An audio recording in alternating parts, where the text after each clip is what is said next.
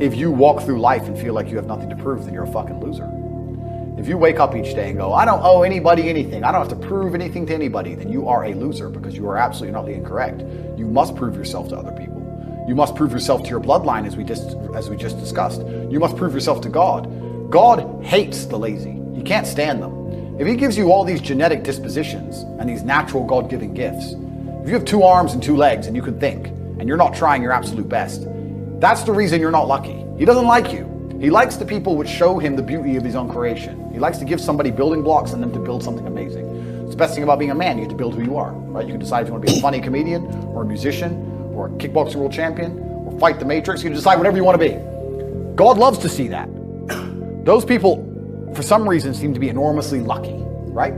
The person who goes, I don't have to prove anything to God. I don't owe all of my ancestors any effort. A lazy person thinks he's working too hard, and a successful person thinks he isn't working hard enough. And we're doing 20 times the work they are. And we're like, oh, I could have done more, could have done this. Oh, I missed that today, can't miss that again. Oh, I should have taken that call. I should have flown there. I should have. That's, we have guilt about it. They don't give a solitary fuck. And even if you pointed it out to them, they'd sit there and go, oh yeah, and they'd make some excuse for it. Motivation is fleeting. You're never going to be permanently motivated.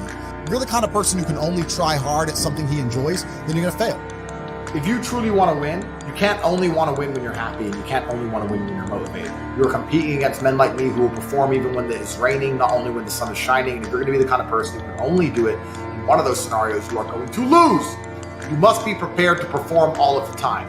I have a lot of people who message me and say, oh, I struggle with motivation. And my answer is simple. Then stay a loser. If you can't find the motivation to not be a loser, then I strongly recommend you just stay a loser, stay in your lane, and stay out of my way. I have no time for people who cannot find the motivation to fix themselves and fix their own lives. I've been the kind of person who will perform 7 days a week.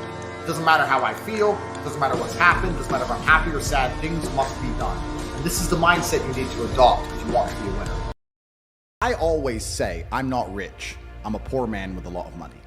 I always used to say that, and I don't want to brag or anything, but just because I get asked this question a lot.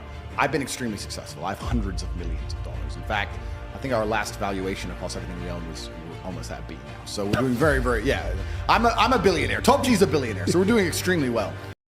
Stay single for a while, see who walks in and out of your life, don't try and commit to anything too big, especially when you're building your dreams. I mean, now I'm rich, it's easy to find a woman and be like, okay, yep, this is a good girl, I want to keep her around. But if you haven't made any money yet, you're still maybe living with your parents, you're not where you want to be, you're not driving the car you want, obsessing over some woman, even if she is a high quality woman, could still drag you down. I'd like to think that she wouldn't, but the distraction factor is